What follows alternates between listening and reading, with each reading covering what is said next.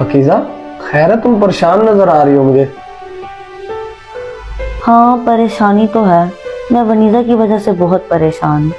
अम्मी अब्बू की वफात के बाद वो घर में अकेली हो गई है। इमरान, मैं सोच रही थी क्यों ना वनीज़ा को हम यहाँ अपने पास ले आएं, और अम्मी अब्बू की वफात के बाद बस हम ही तो उसका सहारा रह गए हैं। मैं चाहती हूँ कि वो हमारे साथ रहे और हम ही उसका फर्ज निभाएं। हाँ हाँ, इसमें परेशानी वाली कौन सी बात है, तुम जाकर उसे ले आओ। क्यों नहीं, आखिर ये भी उसका अपना घर है। हाँ, ये तो आप ठीक कह रहे हैं। चले, मैं कल ही जाके उसे यहाँ ले आती हूँ। हमारे दरमियान में रहेगी तो उसे अकेलापन भी महसूस नहीं होगा। चलो, जैसे तुम्हें बेहतर लगे। चलो ठीक है, मैं फिर कल जाके उसे ले आऊंगी, या फिर मैं उसे फोन कर दूंगी, वो आ जाएगी।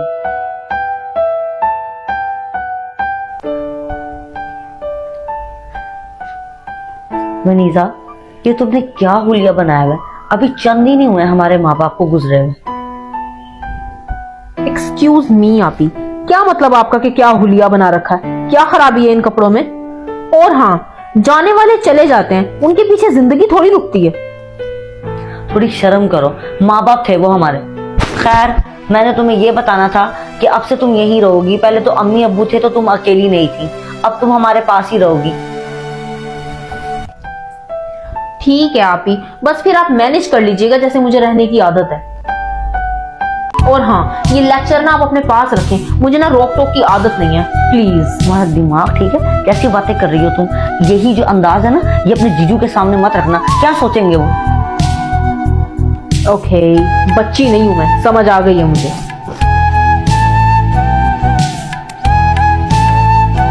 हेलो जीजू। अस्सलाम वालेकुम बहन, कैसी हो तुम? ठीक हो?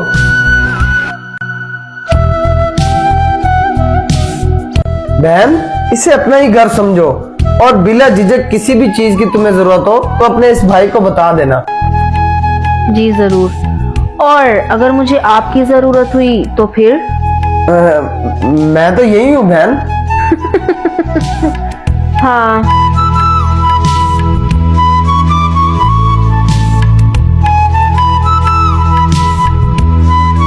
पता नहीं इन दोनों मियाँ बीवी ने मुझे भाषण के लिए बुलाया क्या? पहले वो आकर भाषण देकर गई है, अब ये पीछे पीछे भाषण देकर चला गया।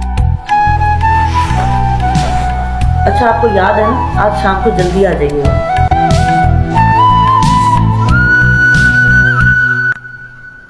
बटा शुगर कपल, इन तोता मैना की भी जोड़ी खराब करनी ही पड़ेगी।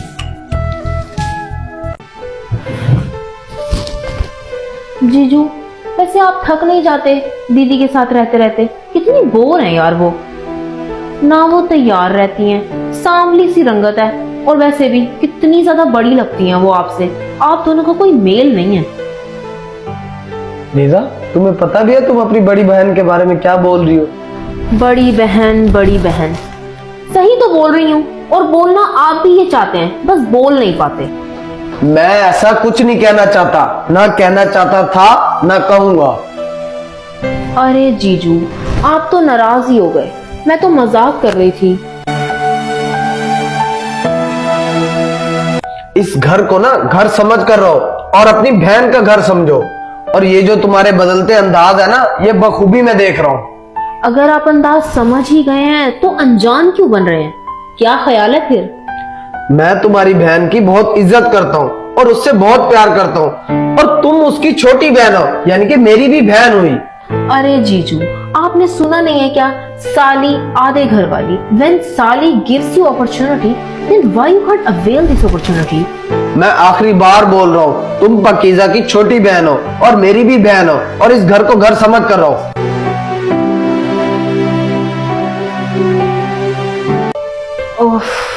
Of this attitude, I like it. आखिर कब तक जीजू आप इस बूढ़ी की चंगुल में फंसे रहेंगे? कभी तो निकलेंगे ना, और फिर मैं आपको अपने जाल में फंसा लूंगी। और हम लगते भी कम उम्र है, हमारी जोड़ी बहुत अच्छी जमेगी। लेकिन सबसे ज्यादा आप ही अड़ंगा बनी पड़ी है, इनका कुछ करना पड़ेगा। अरे, आ गए आप? हाँ, आ गया हूँ मैं। मुझे तुमसे एक जरूरी बात करनी है। हाँ, कहिए, क्या हुआ? मैं क्या सोच रहा था कि वनीजा अब बड़ी हो गई है हमें इसकी शादी कर देनी चाहिए और अंकल आंटी के गुजर जाने के बाद वनीजा का फर्ज अदा करना हमारी जिम्मेदारी है। हाँ, कह तो आप बिल्कुल सही रहे हैं। चलें कोई अच्छा रिश्ता देखते हैं हम। अरे इसमें देखना क्या है, रिश्ता है ना। रिश्ता? कौन है वो, कहाँ से है? और कोई नहीं, मेरे ऑफिस के फ्रेंड अहमद भाई हैं। अहमद भाई? अरे हाँ, वो तो बहुत अच्छे और नेक इंसान है और उनकी फैमिली भी देखी भाली है। ठीक है, आप बात चला के देखें। चलो फिर देर किस बात की, इसी खुशी में एक कप चाय बना कर लाओ। चले ठीक है, मैं भी बना के लेके आती हूँ।